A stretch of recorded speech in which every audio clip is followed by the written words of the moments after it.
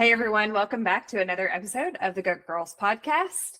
And we're going to jump in, and I'm just going to say it. Let's talk about poop. A lot of times our topics aren't just specifically about poop, but Angela, what are we talking about today? Yeah, we are diving into that. We're diving into what it should look like, what it means. We are even going to show you a chart here in just a minute to help you understand really what it should look like, because no one else is talking about it, right? And we are the Gut Girls, so we said, hey, if anyone's going to have this conversation, it's going to be us. And so really, let me just dive in and say, I know you guys are Googling this because we've heard it from our clients. You're Googling, is my poop normal? Or why am I constipated? Or, why do I go right after I eat? Because we hear that a lot. And then sometimes it's loose, sometimes it's not. And so no one's giving you the clear answers. And since this is a common question, we're diving into it. So Diana's actually going to pull up for us, she's going to share her screen. So if you are watching, please, pay attention to the screen. If you're just listening and you're on a walk, maybe you want to stop and watch this part for a second, or you can always come back and watch it later. But we are pulling up the Bristol Stool Chart. What's so funny is I don't even know if half of our listeners know that there is a chart out there that tells you what your poop should look like.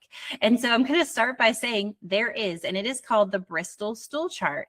And a lot of GI doctors use this because it really helps you identify the different variations that we see, but also what it means. So I'm going to show you, if you guys are looking with me, I'm going to sum this up in a way. Okay, those first three, so type 1, 2, and 3, those are different variations of constipation.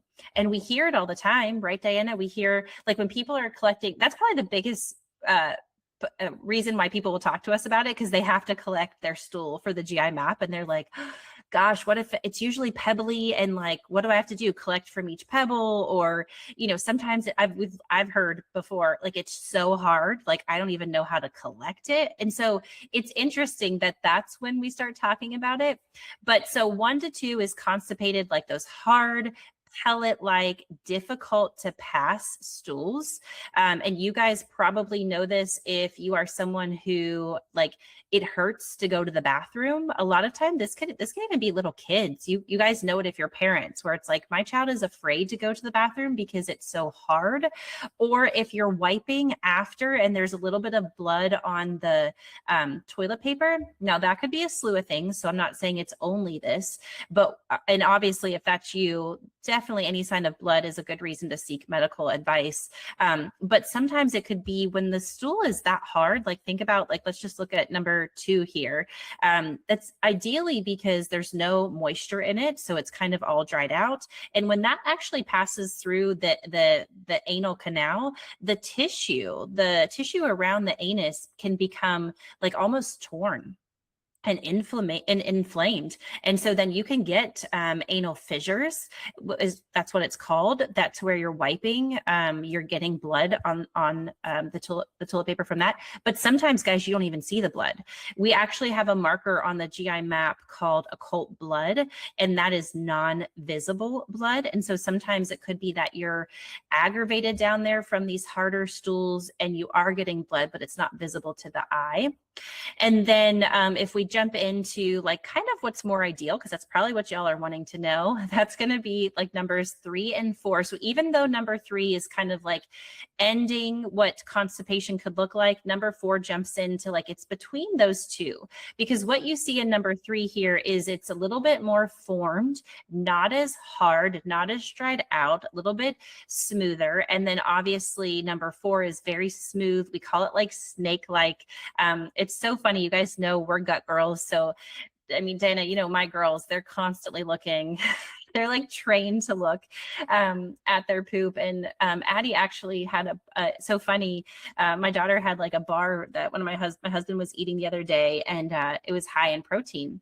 And she literally came out and she was like, don't put that bar in my lunchbox because I am not digesting it. Like, that is what she said. And I was so proud of her. I was like, listen, I'm so proud of you for literally looking and like being able to tell us. Like, that's huge for a 6-year-old to be like, that's not for me, guys. I don't digest it.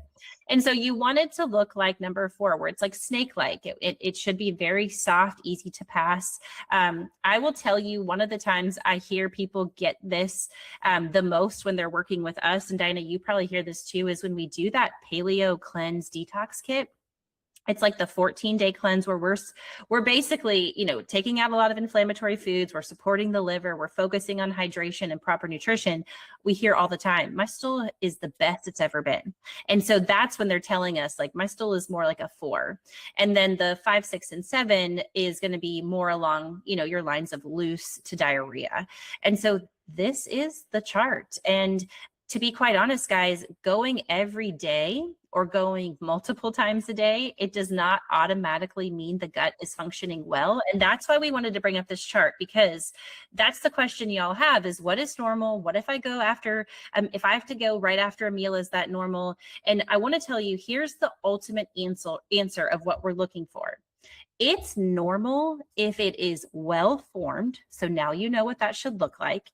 If it's easy to pass, if there's minimal straining, and if there's a feeling of complete emptying. Because I think what we hear the most is, well, I go multiple times a day, so I must be healthy. And I think where I kind of push back is, I'm like, but did you actually empty all the way the first time? Like, if you're going multiple times a day, I want to make sure that you're actually emptying all the way, that it's well formed, that it's smoothed, it's easy to pass. That's what we're looking for, right, Diana?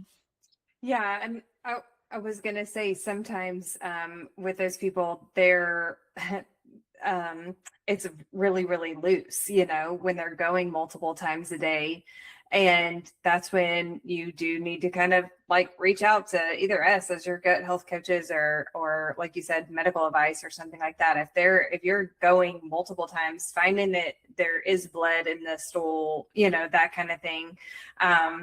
And we actually see people with incontinence a lot, where they're, having to wear a diaper. And this is not just with our elderly clients. I mean, we have some that, are in their 40s, 50s, 60s that are having those kind of problems. And so what we usually say, and of course, you guys know that if you've listened to any of my story, I mean, this is why I originally came to Angela, because I was so chronically constipated. I mean, there were so many times that I was in tears laying on the bathroom floor. I mean, y'all had done, I was eating stool softeners the way that kids eat candy. I mean, I was just taking them all the time. And then I would know, like, every few days I would really need to like really put on the laxatives so that I could go then. And I was laying in the floor doing an enema, just crying, as trying to get any kind of movement. And I honestly didn't know. It actually, I was pretty regular, I would say, up until the time that I gave my kids, till the time that I had my kids. And then my hormones change. You guys know, we talk about this all the time. Our body constantly is changing, and we have stress in our life and all these things, and the lifestyle shifts, the nutrition matters, all of those things. And I wasn't doing all of those things. And so, I mean, really from 2012 to 2016 was a tough 4 or 5 years of my life, because it was constantly having to focus on going to the bathroom and how I could do that. How could I accomplish that?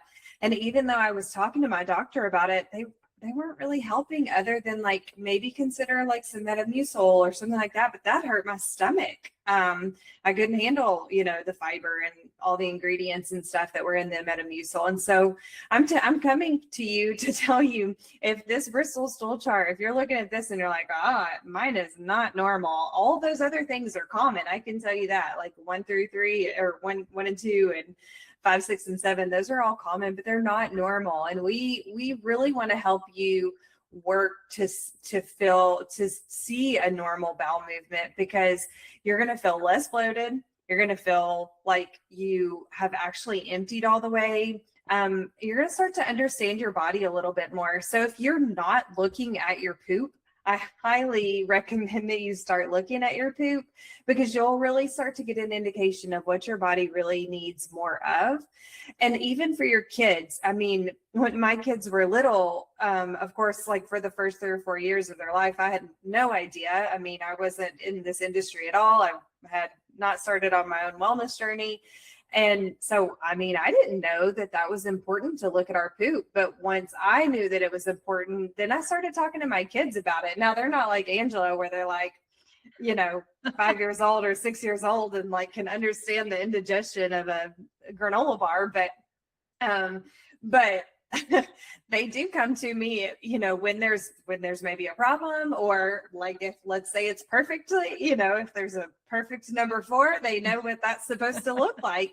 And we laugh about it, but it really is so important. And I want them to understand that this is a part of our life, is to be able to eliminate what we have to go to the bathroom. So I ask them, I don't as much anymore because they share that information more freely. But, there was a time period when, after you start, if for the moms and dads out there listening, once you stop wiping for your child, they may not be telling you that they're not going to the bathroom. So ask them, are you pooping every day? What does it look like? Is it hurt when it comes out? All of those kind of questions are so, so important.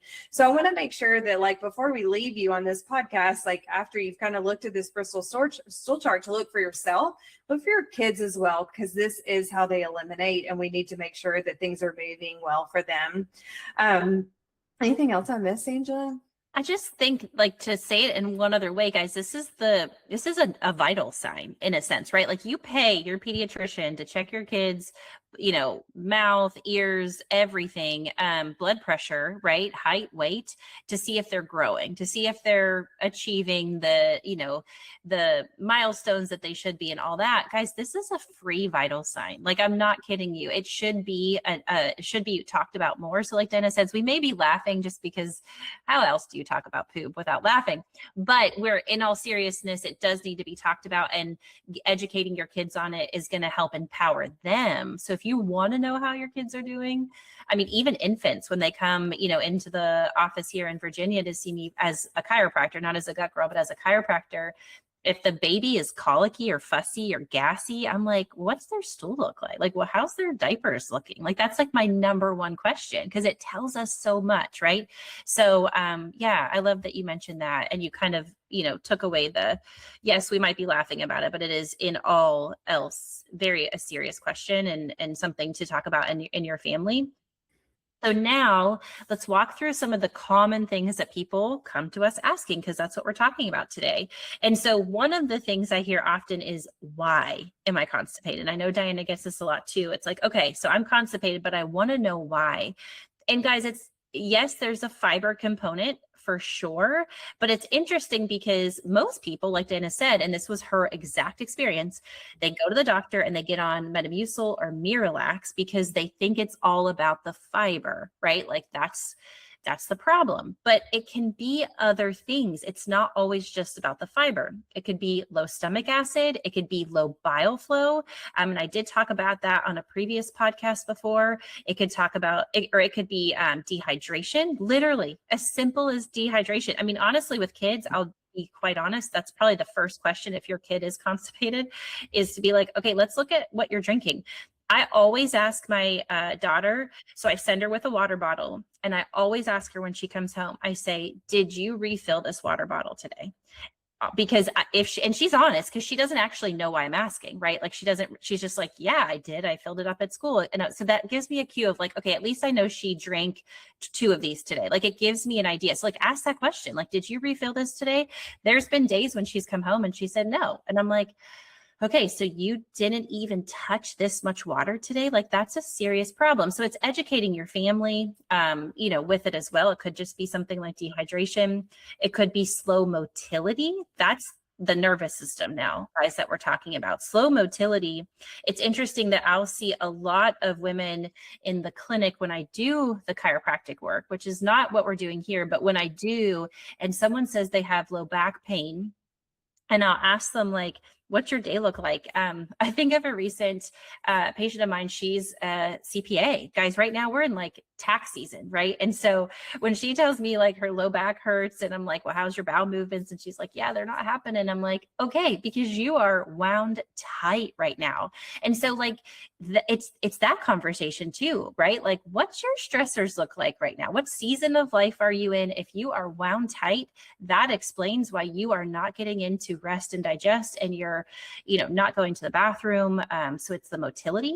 And then, obviously it could be a blend of some of these too, right? It could be like dehydration and nervous system. So these are honestly some of the, I'd say the top reasons. Dana, am I missing anything as far as other than fiber for constipation, or would you agree with that? No, I mean, that's really pretty much it, I would say, for that. And then, I mean, then we have the opposite side where people say, well, like I was talking about earlier, urgency, they have loose stools. I mean, maybe even the incontinence where they're having to, like sprint to the bathroom or whatever. And so that's where we talk about irritation, inflammation. You're not breaking down your food. You're not absorbing it well. Your body's just pushing it through way too quickly. So you're not like getting the absorption of the nutrients of what you're eating. And so those people come to us from one end of the spectrum all the way to the other. And we really kind of do all the same things where we're like, hey, start with the basics. Let's go back to the foundation. Now, granted, some people may be able to eat certain things and certain people maybe not be able to eat other things or whatever. But for the most part, it's really back to like, let's look at the foundation. What does your lifestyle look like? We talked about on a recent podcast about, drinking coffee right off the bat, first thing in the morning, maybe changing up your morning routine, just some simple little things that we start with to make sure that we kind of have that foundational work. Like you said, the hydration, some of those things. And then we kind of take it the next step after that, where, if we need to help stimulate the movement or whatever, again, we're not doctors, we're gut health coaches where we're just helping you try to get all of those foundations set in place. And then we use the GI map test as a tool. If you decide to join us in one of our memberships, we use that as a tool to help you kind of figure out and navigate through this constipation or this urgency or whatever the case may be, or wherever you fall in between. We use that as a tool to help you kind of figure out. And then, so what the beauty of what we've created inside this membership that we have is that we give you the tools and help you understand, so that, like, let's say, 6 months from now, your life has changed. You may have had you had to move, or a death in the family, or some kind of stressful event. You know what to do at that point. And you become your own little mini gut health expert. And that's what I love so much, because that's kind of what my story is. So just like I shared with you about the constipation, I love helping people when they come to me with constipation, because I'm like, I get it. I know where you've been before. And that's why we love working with people like that. Yeah. And then that brings me to when you're talking about the morning routine, my mind went to, there's those clients that we hear where they're like, okay, so you're telling me to push my coffee back, or heck, not have coffee at all. And a reminder, I do love a good cup of coffee in the morning, but listen to the previous podcast about like how to implement coffee in your morning routine. But for those people that will come to us, they'll say, if I don't drink my coffee, I don't go to the bathroom. So there's also that part of this where it's like the coffee is actually stimulating a bowel movement for them. And I want to explain for a second why, because you guys are probably wondering this. So remember how I mentioned with constipation, it could be a low bile flow issue. So what caffeine does, and remember, bile, just a quick recap, it's made from the liver, but the gallbladder can store it. That's the gallbladder's job. Some of you have a gallbladder, some of you don't. But the bile flow is important. Even if you've had your gallbladder removed, you still have bile created, but the flow is now different.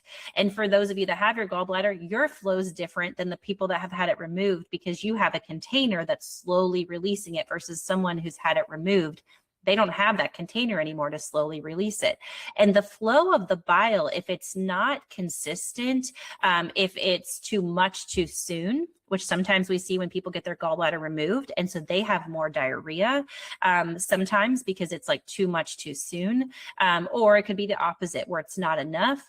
caffeine stimulates the loosening of the bile. And so it actually can take some stagnant bile and help it flow better. And that can trigger a bile movement. So a bile, not bile, bowel movement. Those words are very similar, but so if you're that person that's like, I don't go to the bathroom unless I have my coffee, that's a bile issue. And you probably never knew that. Someone probably never told you that.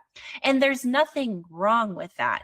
You're to be able to use caffeine to stimulate that. There's nothing wrong with that. What I actually often find with those clients though, is culture tells us it's okay to have like a 16-ounce Starbucks coffee, right?